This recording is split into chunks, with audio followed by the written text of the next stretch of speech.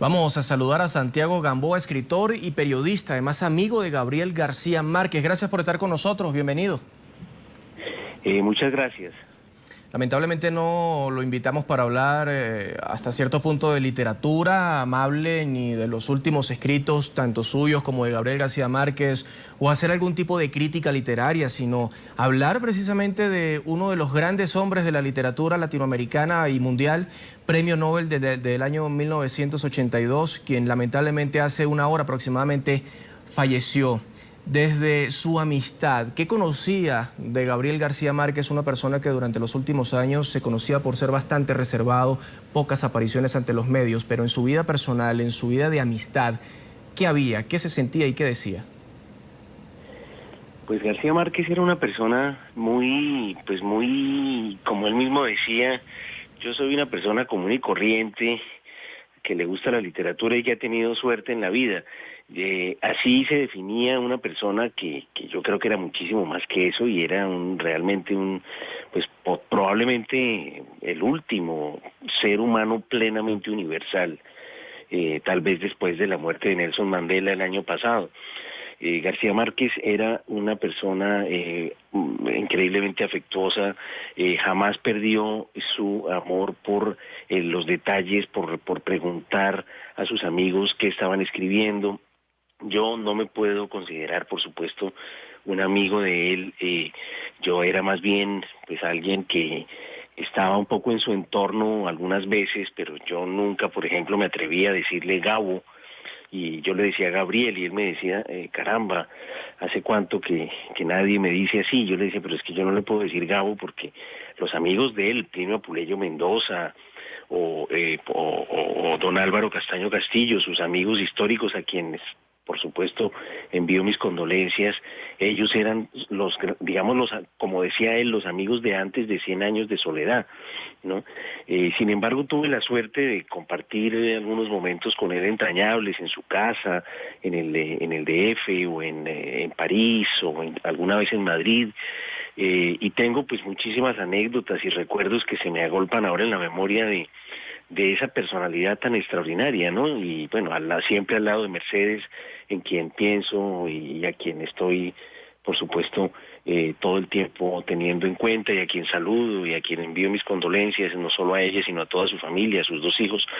En fin, García Márquez, una persona única, como ya todos podemos imaginar, irrepetible. Es tan difícil que surja una persona así que solo debemos agradecer. ¿Cuándo fue la última vez que usted tuvo la oportunidad de hablar con Gabriel García Márquez?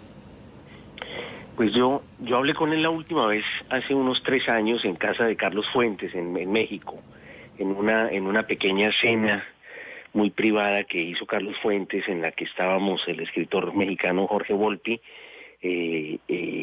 Carlos Fuentes, García Márquez y yo.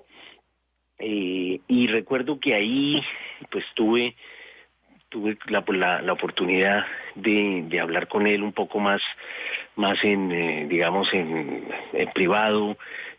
Tenía ya estas pérdidas de memoria y estos un poco despistes, pero recuerdo que inclusive me llamó la atención cómo tomándose unos whiskies parecía como que el cerebro le funcionaba más rápido y mejor.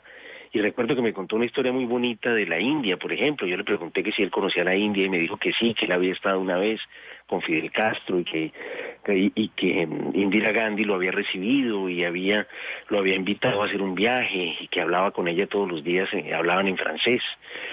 Y recuerdo que en un momento dado se le oscureció la cara y le salió una lágrima y me dijo... Y luego me llegó la noticia de la muerte de Indira Gandhi y yo por eso nunca más volveré a la India, dijo así, me acuerdo. ¿Qué puede traducir desde el punto de vista literario como persona, como humano, que usted lo conoció además en sus pensamientos, la siguiente frase que él escribió en su libro Vivir para contarla, que dice: la vida no es lo que uno vivió, sino la que uno recuerda y cómo la recuerda para contarla? Sabemos que Gabriel García Márquez, usted que viene hablando de su mente, de su lucidez, estaba perdiendo la memoria, pero en lo que recordaría de esa vida, ¿qué sería lo que le quedó marcado? Pues yo creo que García Márquez tuvo tantos momentos extraordinarios Él dijo una frase muy bonita hace ya bastantes años en una entrevista en la que le preguntaron qué le gustaría que le pasara. Y él dijo, quisiera volver a tener 40 años. Y el entrevistador le preguntó, ¿y para qué? Y dijo él, para volver a empezar.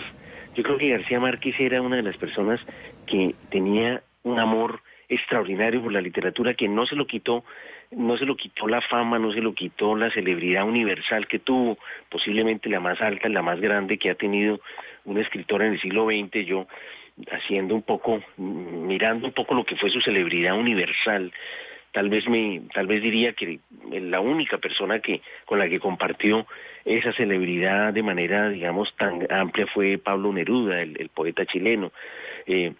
Yo pienso que él lo que se llevó seguramente fue la sensación de haber pasado la vida haciendo lo que le gustaba, porque nunca jamás traicionó su amor por la literatura y por el periodismo.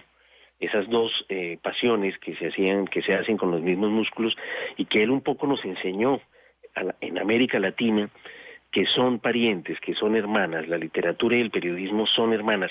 Es la gran enseñanza de García Márquez y es algo que le tenemos que enseñar además al resto del mundo, sobre todo a los anglosajones, que separan tanto esos dos mundos. García Márquez nos dejó un legado infinito en el que tenemos que empezar desde ahora por supuesto, a pensar y a celebrar. A quien también envío, hablando del periodismo, a quien envío también mis condolencias es a la Fundación de Nuevo Periodismo y a Jaime Abello, porque ellos son quienes han querido impulsar esa parte de García Márquez, la parte del periodismo. Creo que él se llevó esa satisfacción, la satisfacción de haber pasado la vida haciendo lo que le gustaba, lo que más amaba.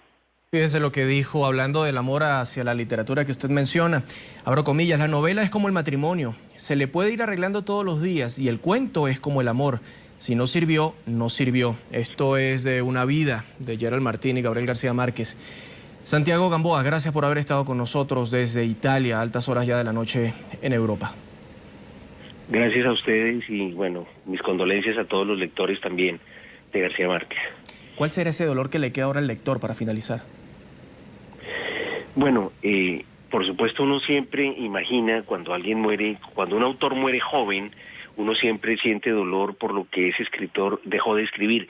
En el caso de García Márquez tal vez no sea así, porque él ya no escribía, ya no podía escribir desde hace algunos años, pero claro, escribió una obra muy vasta y ahora lo que tenemos que hacer es releerla y darle todavía más el lugar que le corresponde. García Márquez, no soy yo el único que piensa que 100 años de soledad es posiblemente la obra más importante en lengua española después del Quijote.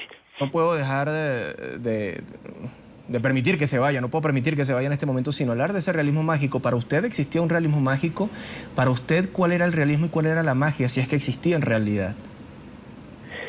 Bueno, lo que pasa es que García Márquez fue considerado fue el más célebre cultor de esa idea que fue enunciada por otro escritor, el cubano Alejo Carpentier, y que finalmente se convirtió, digamos, en la propiedad estética de García Márquez. El realismo mágico para mí es sencillamente es una mirada que tiene que ver con el uso del lenguaje, la adjetivación, el uso de una serie de elementos estéticos como la repetición, como una prosodia acelerada. Es decir, el realismo mágico en el fondo es es prácticamente algo que se construye con palabras, que era para lo cual él era un genio extraordinario, y por lo tanto lo que él demostró es decir, el mundo al que él dio vida con ese realismo mágico, era un mundo al que le venía muy bien ese estilo de escritura, porque era el mundo del Caribe, que es un mundo pues exuberante y es un mundo exagerado y es un mundo en el que por supuesto él supo leer como nadie, y no solamente eso, sino que además él hizo creer al mundo entero durante décadas que toda América Latina era así. Una de las grandes construcciones estéticas de García Márquez es haber prácticamente suplantado la realidad, ¿no? Haber hecho que todo el mundo creyera que toda América Latina era así como era en sus libros. Santiago Gamboa, buenas noches en Roma. Buenas noches y muchas gracias de nuevo.